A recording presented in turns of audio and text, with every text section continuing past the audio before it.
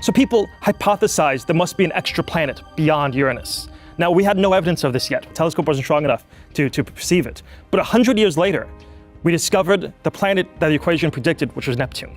And so what you see going on here is the mathematics isn't just something we impose upon the world, but it's actually describing the fundamental structure of the world. It makes predictions that we then go out and confirm. What you're telling me and telling our audience is, look, this isn't something we're just making up. We're seeing math in the very fabric of the universe. So does that mean math is the language of God? Yeah. So that's what Galileo said. When God created, he used the language of mathematics. Right? Let's talk about math now. Why do math patterns show up in nature? Well, first let me give you an example of it. You have that pineapple over there, right? So if you grab that pineapple, and in this pineapple, if you hand it to me really fast, you can see you have two different kinds of spirals. You have spirals going this way, and spirals going this way. So if we count the spirals going this direction, we're going to lock it in with my thumb. We have 1, 2, 3, 4, 5, 6, 7, 8, and then back to my thumb. So 8 spirals going that direction. All right. Now we're going to count the spirals going the other direction. Okay. So I'm going to lock it in with my thumb. 1 here, 2, 3, 4, 5, 6, 7, 8, 9, 10, 11, 12, 13, and back where I started. All right. So 8 one direction, 13 the other. Okay. Incredible. Right. So why is that incredible? Yes, I'm still waiting for the answer. So 8 and 13 are special numbers in mathematics. Okay. They show up in something called the Fibonacci sequence. You heard of that before? Yes. So Fibonacci is where you begin with 1 and 1, and then each next number is the sum of the previous 2. So 1 and 1 gives you 2, 1 and 2 gives you 3, 2 and 3 gives you 5, 3 and 5 gives you 8, and 5 and 8 gives you 13. The Fibonacci numbers show up in the pineapple. And it doesn't just show up in the pineapple. Grab that sunflower. If you look at the spirals of the inside of a sunflower and count them, you get Fibonacci numbers. You get 34 going one direction and 55 going the other direction, which are the next 2 numbers in the Fibonacci sequence. And it's not just pineapples and sunflowers. You can look at pine cones. They show up there. You can look at galaxies. You can look at seashells. The Fibonacci numbers show up across the universe. So you're seeing math patterns, and especially as a math professor, I'm good you're able to see this. You're seeing math patterns throughout our world, throughout the universe. What is that telling you? Right. So when mathematicians talk about this, and physicists, for example, Eugene Wigner was a Nobel Prize-winning physicist, and he wrote a paper called The Unreasonable Effectiveness of Mathematics. And throughout this paper, when he looks at the fact that mathematics shows up throughout the world, he calls it miraculous.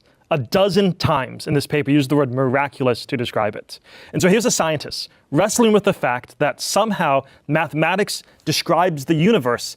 He throws out all the scientific vocabulary and uses the theological word miraculous to describe it. So for me, when I listen to mathematicians and physicists wrestle with this, it's such a clear signpost to the fact that there is a creator.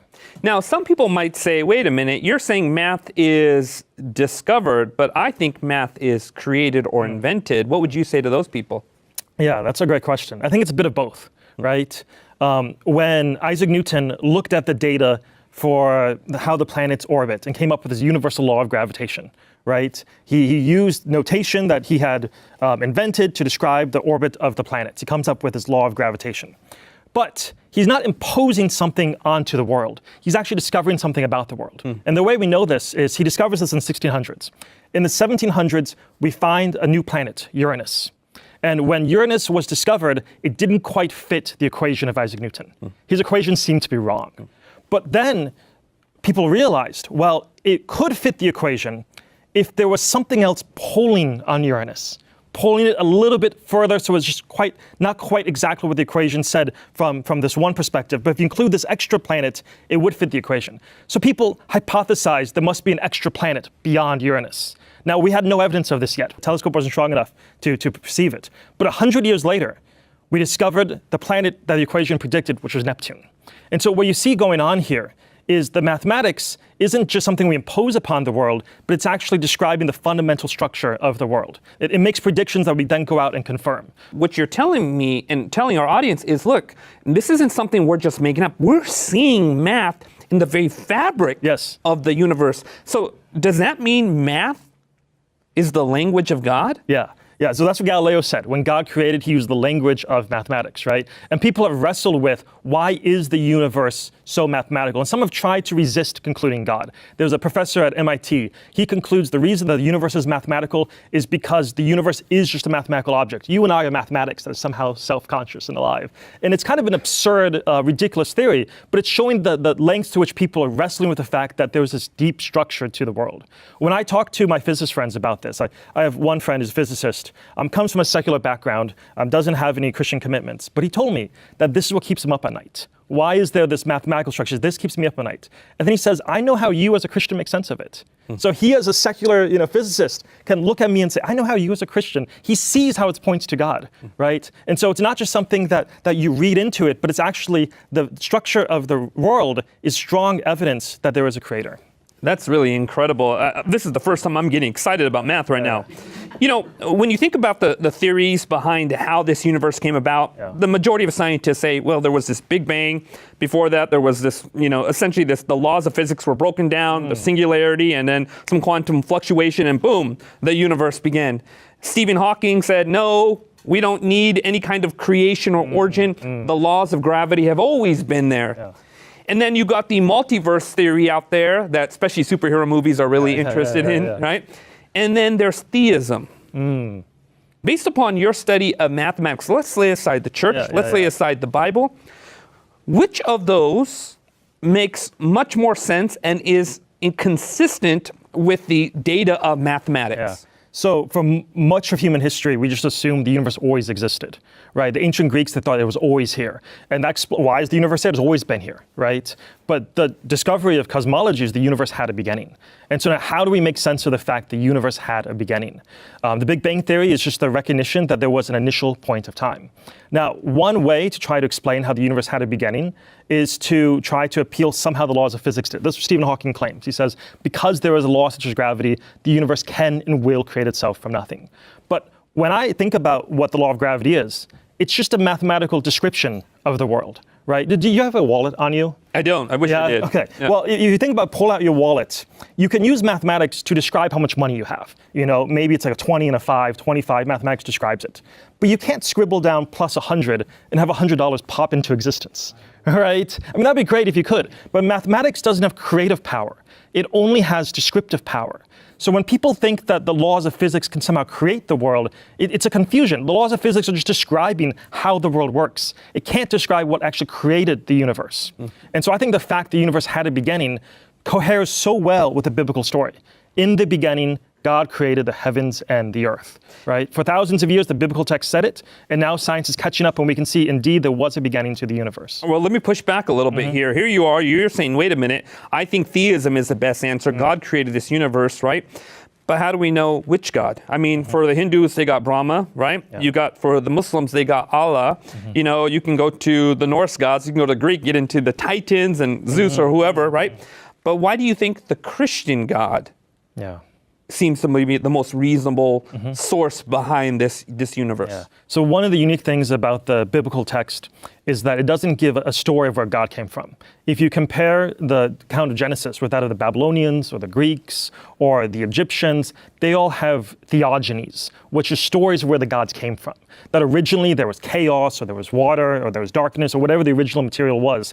And then from that, the gods emerge. And so the gods themselves have origin stories. Nature creates God. That's right. But what you see in Genesis is the opposite. In the beginning, God. It's just God. And then God creates everything, the heavens and the earth. And what we now see is indeed nature has a beginning, right? So if nature has a beginning, then you can't have God coming out of nature. And so I see what's going on in the biblical text has been confirmed now, the fact that there's a beginning to the universe.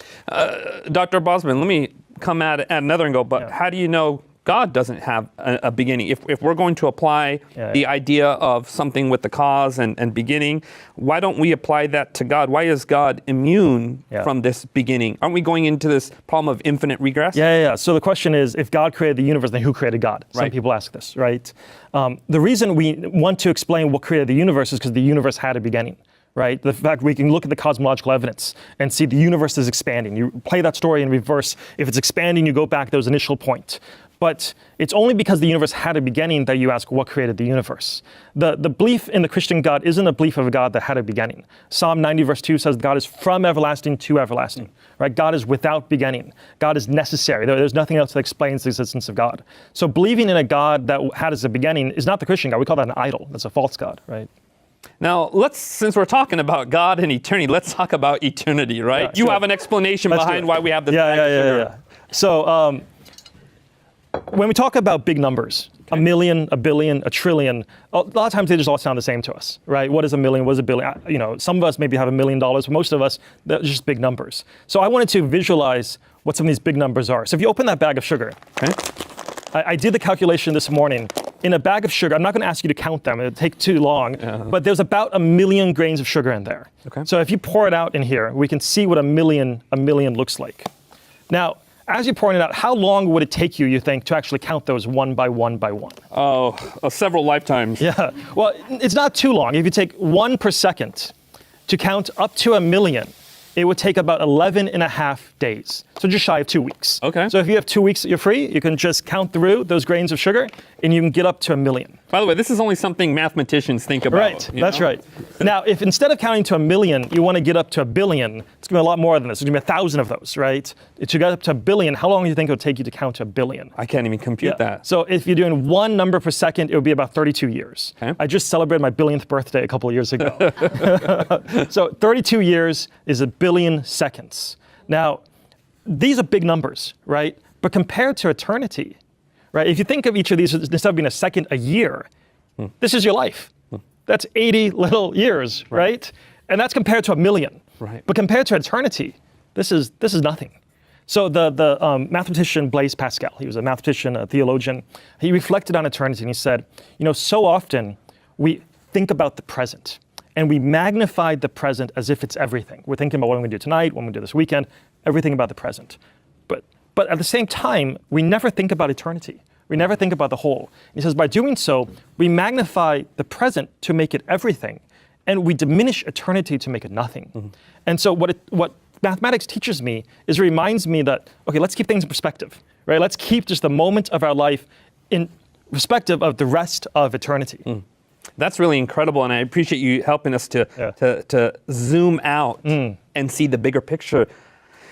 Speaking of eternity, and we think about God, eternity is one of those things, it's like you keep going back before the creation of this world, you go back before the creation of this, the angels, and you keep going back in your mind before God had created anything, before there was anything that was a creature or anything that was part of created order, and we get back to when it was just God.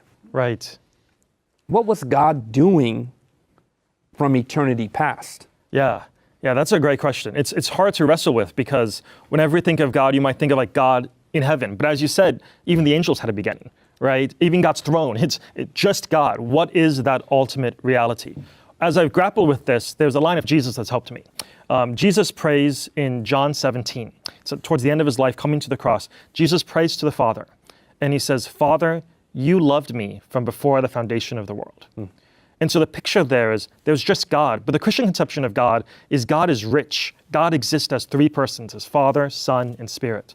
And so from eternity past, God existed in love relationship, the Father loving the Son. When Jesus thinks back to eternity past, he said, you loved me.